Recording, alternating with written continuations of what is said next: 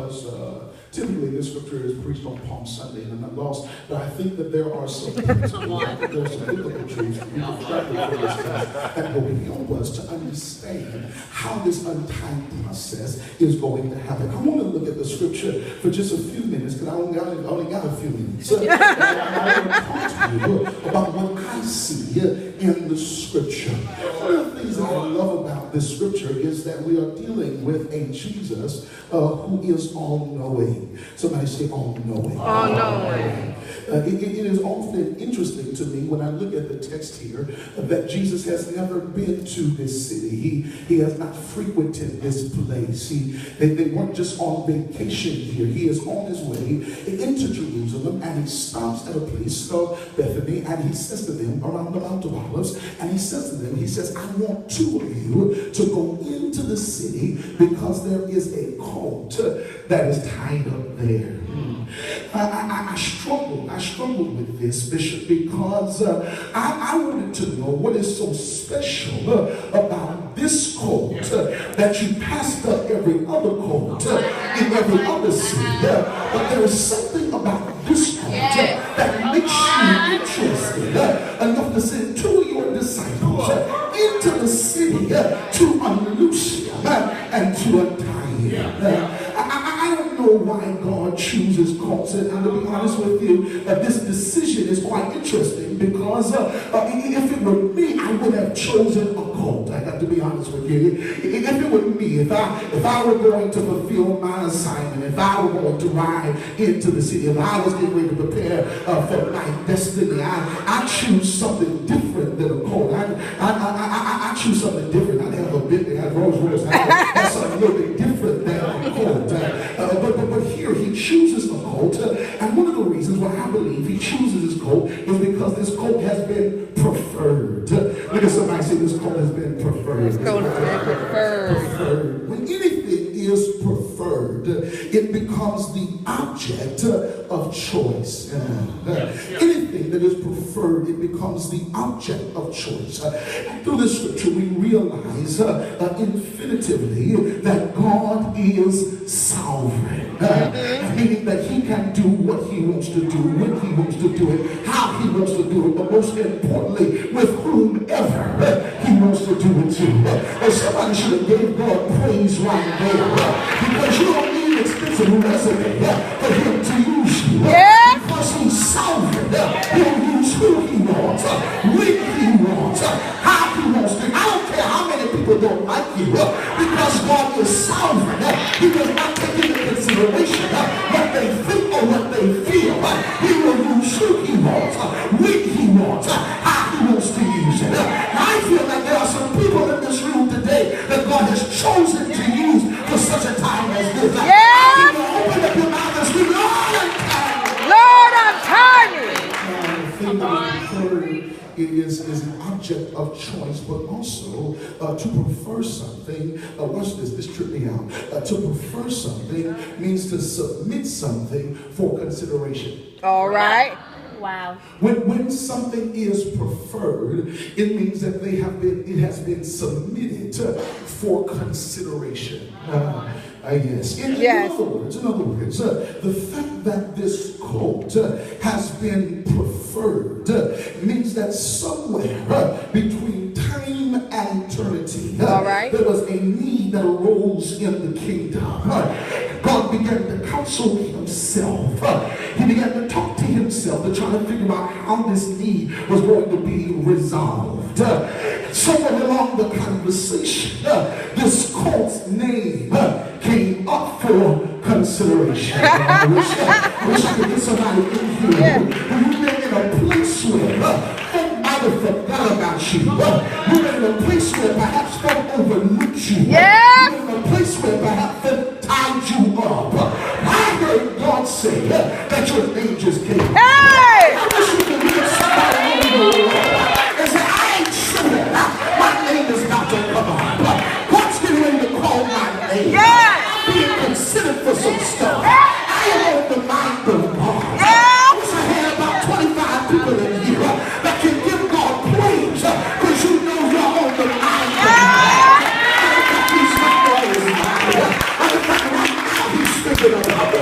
He's thinking about ways he's going to bless me. Yes. He's thinking about doors he's going to open for me. He's thinking about ways he's going to make for me. Yes. I am on the mind of God. I'm on the mind of God. That's right. You cannot be defeated or defeated. You cannot be deflated or defeated in this season. Yes. Just because it's not working out the way you want it to work Yes. out. Just because it's not working out the way you want it to work out does not change the fact that you're on his mind. I wish I had somebody in here that knows that you are on the mind. Yes. Just get somebody to the mind. Of God. Yes. I may not be on nobody else's mind, but I am on The mind of God. Yes. the phone may not even pay me no mind. I wish I had somebody. I am on the mind of God. Yes. Because I'm on his mind. Yes. The same mind, the creator of the heavens and the earth. Because I am on his mind. Yes. The same mind that separate the solid from the river. Because I am on his mind, I'm going to be okay. Yes. You see somebody say, don't worry about me. Don't worry. I'm going to be okay. Yes. Because I am on his mind.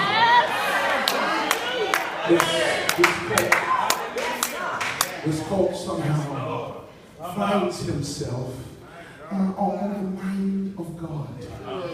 It kind of messes with me a little bit because it's not the camel that's on his mind. And a camel would have been a better choice for something like this, but it's not the camel that's on his mind. It's not even the boy and stallion that is on his mind. But it's this young, unmature colt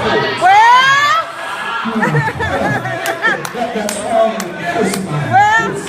It's the colt that has no experience.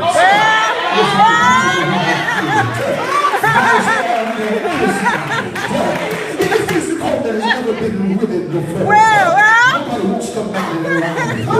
It's just been sitting there. It's been waiting for its opportunity. And it looks like it may never come. Everybody else is getting ready.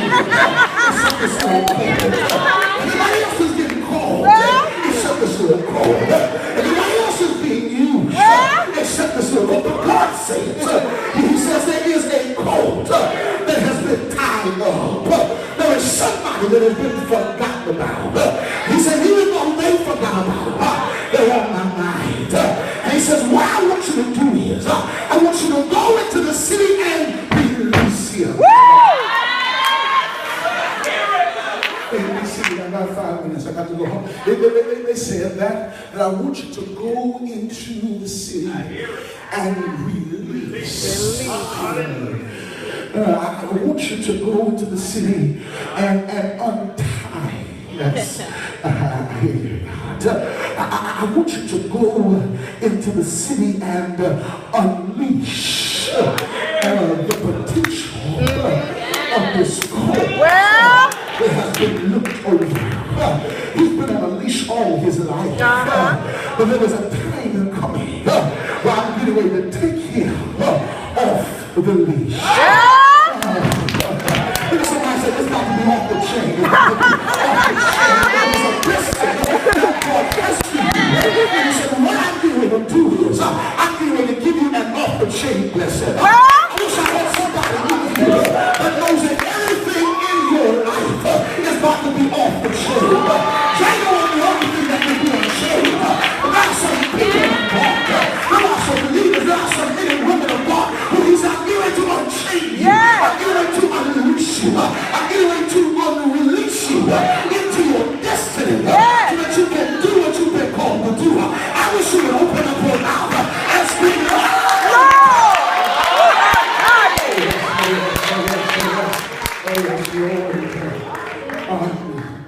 Timing. This colt has been preferred, but this colt has also been reserved. All right. Good. Somebody said this colt has been reserved. Colt been reserved. See, there are many reasons why why people become tied up. Come on. Many reasons why people become tied up. One of the ways that you can become tied up is fooling around with the wrong people. See, you can become tied up fooling around with the wrong people because people will often contain what they feel as though they can't maintain. Well. See, there is an anointing that's on your life that's a little bit different. It's a little bit unique. What you do, how you think, how you operate. It does not necessarily fit the status quo or the norm. There is something that is different about you. And sometimes because people feel as though they cannot maintain you, they try to contain you. Well.